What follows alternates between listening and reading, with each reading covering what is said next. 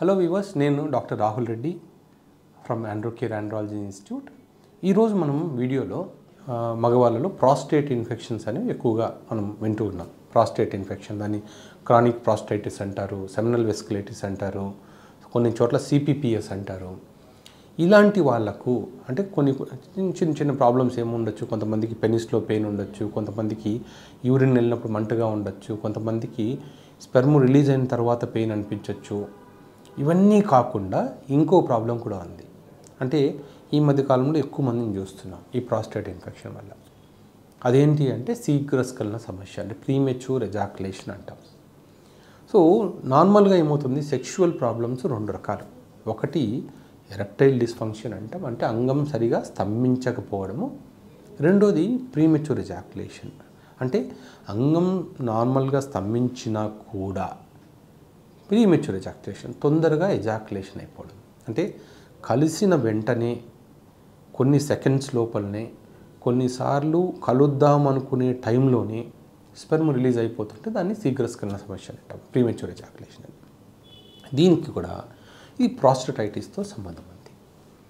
అసలు ఎందుకు ఈ ప్రాస్టటైటిస్ ఉన్న వాళ్ళకు శీఘ్రస్ఖలన ప్రాబ్లం వస్తుంది అంటే, నార్మల్గా స్పెర్మ్ రిలీజ్కి, అంటే నార్మల్గా మనకి యూరిన్ స్టోరేజ్కి యూరిన్ బ్లాడర్ ఎలాగ ఉంటుందో, ఈ ప్రాస్టేట్ గ్రంథి వెనకాలని మనకు సీమెన్ స్టోరేజ్ రిజర్వాయర్స్ ఉంటాయి. దాన్ని సెమినల్ వెసికల్స్ అంటాం. ఈ రెండు అటాచ్డ్, అటు సెమినల్ వెసికల్ కానీ ఇటు ప్రాస్టేట్ కానీ రెండు అతుక్కునే ఉంటాయి.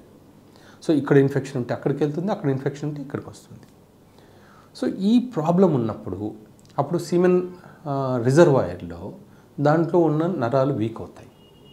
వీక్ అయినప్పుడు ఎజాకులేషన్కి స్పెర్మ్ ఎప్పుడు రిలీజ్ అవ్వాలి, ఎంతసేపు కంట్రోల్ చేయాలి అనే దానికి సంబంధించిన నరాలు వీక్ అయిపోవడం వల్ల మనం సెక్స్ గురించి ఆలోచించగానే స్పెర్మ్ రిలీజ్ అయిపోతుంది. సో దాన్ని ప్రీమెచ్యూర్ ఎజాకులేషన్ అంటాం.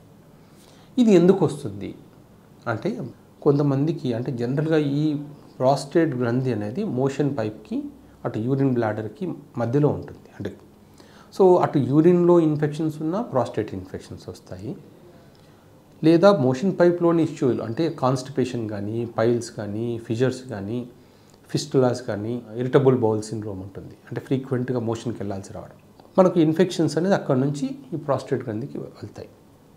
కొంతమందికి ఇన్ఫెక్షన్స్ సెక్షువల్లీ ట్రాన్స్మిట్ అవుతాయి. అంటే పెనిస్ ద్వారా అంటే సెక్షువల్ ట్రాన్స్మిటెడ్ డిసీజెస్ వేరు, ఇన్ఫెక్షన్స్ వేరు. కొన్నిసార్లు మనకు సింపుల్ బ్యాక్టీరియల్ ఇన్ఫెక్షన్స్ కూడా ఆర్ ఫంగల్ ఇన్ఫెక్షన్స్ కూడా పెనిస్ ద్వారా వెళ్ళి ప్రాస్టేట్ని ఇన్ఫెక్ట్ చేయగలుగుతాయి. సో ఈ ప్రాస్టేట్ ఇన్ఫెక్షన్ వచ్చినప్పుడు కేవలం కొంతమంది ఏమనుకుంటారంటే, ప్రాస్టేట్ ఇన్ఫెక్షన్ వస్తే ఓన్లీ యూరిన్లోనే ప్రాబ్లం వస్తుంది అంతే తప్ప ఇవన్నీ కాదు కానీ అనుకుంటారు. కానీ మేము చేసిన స్టడీలో ప్రీమెచ్యూర్ ఎజాకులేషన్ ఉన్న వాళ్ళలో 70 to 80% పీపుల్లో ఈ ప్రాస్టటైటిసే మెయిన్ కాజ్. సో ఈ ప్రాస్టటైటిస్ ఉన్నప్పుడు దీన్ని ఎలా ట్రీట్ చేయాలి అంటే, జనరల్గా మనకు బ్యాక్టీరియల్ ఇన్ఫెక్షన్ అయితే, అంటే ఇన్ఫెక్షన్ అనేది ఇందాక మనం చెప్పినట్టు అది బ్యాక్టీరియల్ ఇన్ఫెక్షన్ అయి ఉండొచ్చు, ఫంగల్ ఇన్ఫెక్షన్ అయి ఉండొచ్చు, వైరల్ ఇన్ఫెక్షన్ అయి ఉండొచ్చు. సో మనకు సీమెన్ కల్చర్ టెస్ట్ చేశారనుకోండి, జనరల్గా అది బ్యాక్టీరియల్ ఇన్ఫెక్షన్ అయితే ఏ బ్యాక్టీరియల్ ఇన్ఫెక్షన్ ఐడెంటిఫై అవుతుంది. కానీ చాలామంది మనకు తెలియని విషయం ఏంటంటే, ఎప్పుడు కూడా ప్రాస్టేట్ ఇన్ఫెక్షన్ ఉన్నప్పుడు హై డోస్ యాంటీబయాటిక్ వాడకూడదు. ఎందుకంటే ప్రాస్టేట్ ఇన్ఫెక్షన్ ఉన్న వాళ్ళు లో డోస్ యాంటీబయాటిక్ ఎక్కువ రోజులు వాడాలి, అప్పుడే ట్రీట్ అవుతుంది. మీరు హయ్యెస్ట్ డోసేజ్ ఆఫ్ యాంటీబయాటిక్ తీసుకున్నాను అంటే, చాలా కామన్గా మేము అది రివర్స్ చూస్తుంటాం. ఎక్కడికి వెళ్ళినా కూడా ఒక highest dose antibiotic 5 days 7 days రాసి పంపించేస్తుంటారు. మళ్ళీ క్యూర్ అవ్వకపోతే మళ్ళీ ఇంకో 5 days ఇంకొక యాంటీబయాటిక్ 5 days 7 days అట్లా. అది క్యూర్ అవ్వదు. ఎందుకంటే ఒక వ్యక్తికి ప్రాస్టేట్ ఇన్ఫెక్షన్ ఉంది అంటే మనం టాబ్లెట్ తీసుకోవడం మొదలుపెట్టిన తర్వాత అది ప్రాస్టేట్ గ్రంథిలోకి ఎంటర్ అవ్వడానికి ఆల్మోస్ట్ 10 to 14 days పడుతుంది. అంటే ఈరోజు మీరు ఒక టాబ్లెట్ తీసుకోవడం మొదలు పెడితే అది మీ బ్లడ్లో ఉండొచ్చు, కానీ ఆ యాంటీబయాటిక్ బ్లడ్లో ఉండొచ్చు, కానీ మీ ప్రాస్టేట్ గ్రంథిలోకి వెళ్ళడానికి 14 రోజులు టైం పడుతుంది. సో అందుకని లో డోస్ ఇన్ఫెక్షన్ ఎక్కువ రోజులు ఇవ్వాలి, 20 days 30 days అలా ఇవ్వాలి. అందుకని సైడ్ ఎఫెక్ట్స్ కూడా తక్కువగా ఉంటాయి లో డోస్ ఇవ్వడం వల్ల. సో రెండోది మనకు దానికి సీక్రెస్కి కావాల్సిన మెడికేషన్స్ ఏవైతే ఉంటాయో ఎస్ఎస్ఆర్ఎస్ అంటాం, ఫ్లూఆక్సిటిన్, పెరాక్సిటిన్, డెపాక్సిటిన్ అలాంటివి కూడా ఇన్ఫెక్షన్ తగ్గిన తర్వాత వాడితేనే చాలా బాగా పనిచేస్తాయి. ఎందుకు చెప్తున్నానంటే చాలామంది రాగానే ఒకటేసారి డైరెక్ట్గా డెపాక్సిటిన్ వాడేసేసి, సార్ నేను మెడికల్ షాప్కి వెళ్ళాను, డెపాక్సిటిన్ వాడాను, పని చేయట్లేదు, నాకు ఇంకా వేరే ఏమీ పని చేయవు, నాకు ఆల్రెడీ హైయెస్ట్ డోసేజ్ వాడేసాను వస్తారు. ఎందుకు అంటే ఎప్పుడు వాడాలి డెపాక్సిటిన్? ఫస్ట్ ఇన్ఫెక్షన్ ట్రీట్ చేసిన తర్వాత అప్పుడు వాడాలి.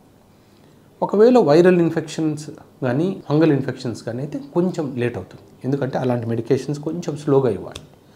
సో ఈ ప్రాస్టటైటిస్ ఉన్న వాళ్ళు కానీ లేదా ఓన్లీ శీఘ్రస్ఖలనం సమస్య ఉన్న వాళ్ళు కూడా ఫస్ట్ వాళ్ళకున్న కాజేటివ్స్ ఎందుకు అవుతుంది అని చూసుకోవడంలో, ఇప్పుడు ప్రాస్టటైటిస్ని ఫస్ట్ రూల్ అవుట్ చేసుకున్న తర్వాతనే మిగతా కాజెస్ మనం చూడాల్సి వస్తుంది. అందుకని ఫస్ట్ రాగానే సీమెన్ కల్చర్ టెస్ట్ ఎందుకు చేస్తాము, లేకపోతే కొంతమందికి డైరెక్ట్గా ప్రాస్టేట్ స్కాన్ చేస్తాం. ఎందుకు అంటే దాంట్లో మనకు ఐడెంటిఫై అయింది అనుకోండి, జనరల్గా ఓన్లీ హార్మోన్స్ ప్రాబ్లం వల్లనే ప్రీమెచ్యూర్ ఎజాకులేషన్ ఉండడం చాలా రేరు. అక్కడ కూడా చాలా తప్పు జరుగుతుంటుంది. ఓన్లీ హార్మోన్స్ చూసేసి హార్మోన్స్ బాగానే ఉన్నాయి, మీకు ఏం లేదు, లేదా కొంతమందికి మీకు ఓన్లీ సైకలాజికల్ ప్రాబ్లము, మీకు ఏం లేదు, ఓన్లీ ఎక్కువగా ఎగ్జైట్ అవుతున్నారు అని చెప్పి పంపిస్తుంటారు. కాబట్టి వాటిల్లో మెజారిటీ పీపుల్లో కాజ్ అనేది ప్రాస్టటైటిస్.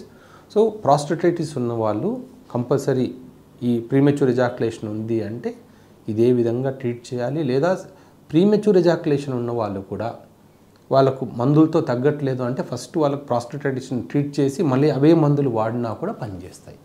Thank you.